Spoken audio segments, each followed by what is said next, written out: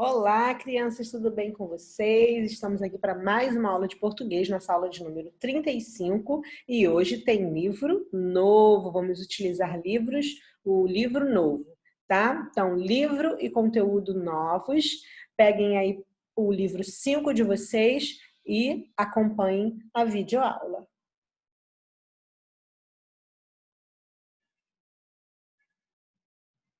Bom,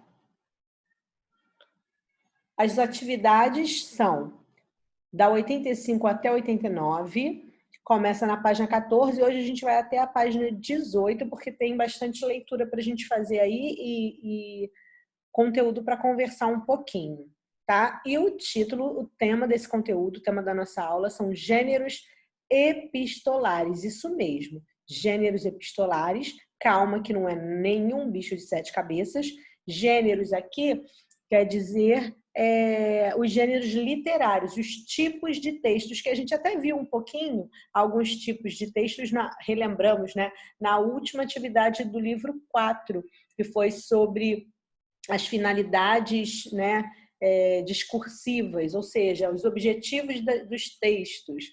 E agora a gente vai falar sobre os gêneros, né, esse tipo de texto, epistolares. Epistolares nada mais são do que os gêneros escritos em forma de carta.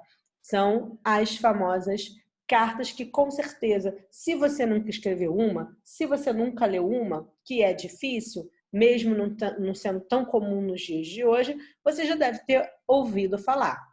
As cartas, elas são o tipo de escrita ou meio de comunicação entre pessoas, dos mais antigos da história da humanidade.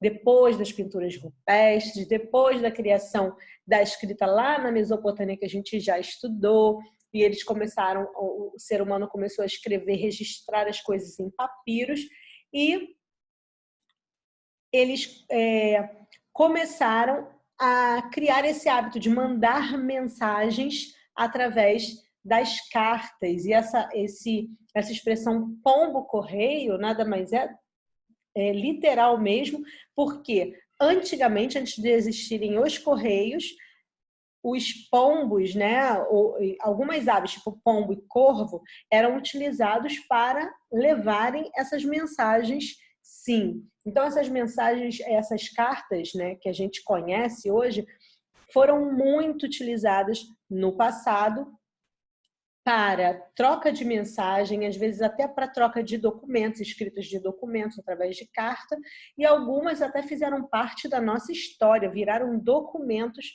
históricos. Assim também como foi a carta em que a Leopoldina, lembra, entregou para Dom Pedro lá nas margens do rio Ipiranga.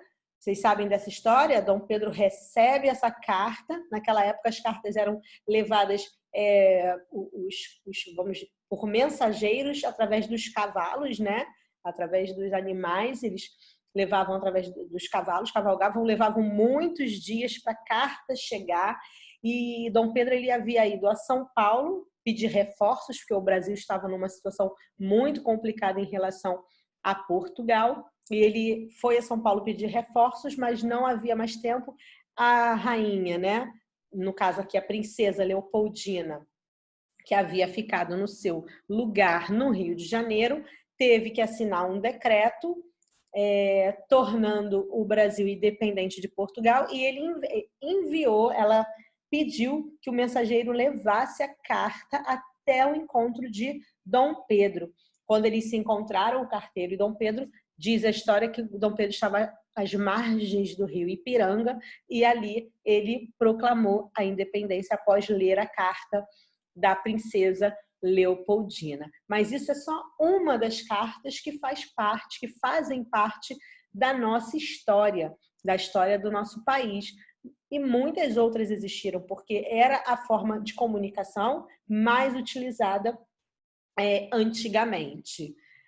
Hoje em dia, a gente não utiliza tanto as cartas, não é verdade? As cartas, na verdade, escritas e enviadas por correio, mas a gente continua escrevendo textos epistolares, né? As famosas cartas através dos e-mails. A estrutura do texto de e-mail praticamente é a mesma estrutura de uma carta, e a gente vai ler algumas durante essas atividades do nosso livro, tá?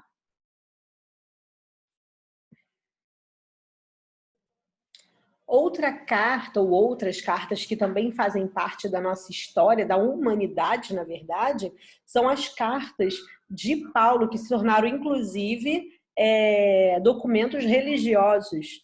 E são as cartas de Paulo, que são também conhecidas como epístolas de Paulo, epístolas porque são escritas em formas de cartas, e foram anexadas ao livro, que a gente, muito conhecido mundialmente, chamado Bíblia. As cartas de Paulo estão na Bíblia, são cartas que Paulo, o apóstolo Paulo, escrevia para diferentes povos, diferentes igrejas, na verdade, espalhadas pela sua redondeza ali, onde ele fazia o seu trabalho, as suas missões, seu trabalho missionário, tá? Bom, toda carta tem um remetente e um destinatário, ou seja, toda carta tem aquela pessoa que escreve e que vai enviar a carta, e toda carta tem aquela pessoa que vai receber e vai ler a carta. Então, toda carta tem alguém que vai escrever para alguém que vai receber, ok? Então, o princípio da carta é esse, ok? É que você vai escrever para que alguém leia. Tá? E para você saber mais sobre cartas e ao longo também do tempo, a gente tem esses 2 links aqui para vocês acessarem, tá? E lerem um pouquinho, descobrirem mais sobre esse tema cartas. Outra coisa importante também é que para você enviar pelo correio, pelo e-mail, você só precisa ter ali o endereço do e-mail da pessoa, escreve a carta pelo e-mail e envia.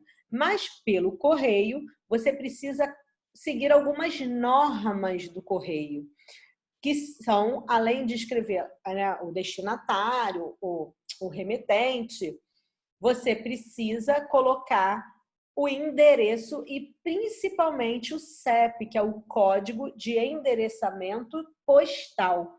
Esse código, ele vai dividir as cartas pela localização, para que as cartas cheguem juntas ali, para que eles vão agrupar para enviar pelo correio, pelo carteiro, para um mesmo lugar. Imagina um carteiro ter que receber várias cartas de Jacarepaguá, por exemplo, e ter que levar em um dia uma carta, várias cartas. Aí ele pega uma e entrega na freguesia, depois pega outra e entrega na Taquara, depois pega outra e entrega no Pechincha, depois ele tem que voltar para a freguesia, imagina. Então, o CEP faz com que as cartas sejam divididas e organizadas por localização mais próximas, aí os carteiros podem ali entregando. Tá? Com mais facilidade. A gente já está na página 16, depois vocês leiam com calma todos os textos dessas páginas da 14 até a 18 que a gente está vendo, para relerem e revisarem o que a gente já falou aqui. Tá? Na página 17, a gente vê uma carta que é uma carta familiar. Familiar, que é de uma pessoa dita comum para outra pessoa comum. Eu vou ler essa carta para vocês e vocês acompanhem no livro de vocês, tá? Porque eu acho que pelo vídeo, pela videoaula, pelo slide, está muito pequenininho. Então, vamos lá. Essa carta foi escrita por um aluno a uma professora, muitos anos depois dela ter dado aula a ele. Querida professora Antônia, tudo bem com você? Consegui seu endereço com Pedrinho, que era da minha turma do 4º ano, no ano de 2000. Faz tempo, não é? Não consigo me esquecer das nossas aulas de geografia. Era emocionante quando você abria aquele mapa enorme e colocava diante dos nossos olhos, na parede da frente da sala. Sempre achei o mapa de papel mais emocionante do que os mapas projetados pelo computador. Parecia que você colocava o próprio mundo na frente dos nossos olhos. Não sei se alguém já lhe contou, mas eu estudei turismo. Tamanho foi o meu encantamento pelas fronteiras que eu, desde pequeno, queria explorar e ultrapassar. Depois disso, vim morar bem longe do Brasil. Moro hoje em Moçambique, na África. Aqui, atuo como guia turístico. É um país maravilhoso, mas ficou muito tempo quase esquecido pelos turistas. Nos últimos anos, porém, as pessoas têm vindo mais para cá. Normalmente, não se sabe muito sobre os países da África. Tem gente que pensa que a África é um país, não um continente. Suas lições sobre relevo, vegetação e organização dos povos me ajudaram muito a entender um país novo, quando vim morar tão longe, além das fronteiras do nosso país. Escreva esta carta para agradecer e também para matar a saudade. Extrapolei fronteiras inspirado nos seus ensinamentos. Quando for ao Brasil, quero ver você e matar a saudade. Você ainda dá aulas na mesma escola? Um grande abraço, Tiago. Essa foi a carta do Tiago para a professora Antônia. Será que a professora Antônia vai poder responder? Para que ela possa fazer isso, precisa ter o endereço. E aí, com o endereço, ela escreve a carta, o endereço da onde o Tiago mora, que vem no envelope. Ela escreve a carta e pode responder essa carta também. Ok? Então, essa foi a nossa aula, nossa videoaula de hoje. A gente começou a falar sobre os gêneros epistolares. Entenderam direitinho o que significa gêneros epistolares? Epístolas vem de textos escritos em forma de carta.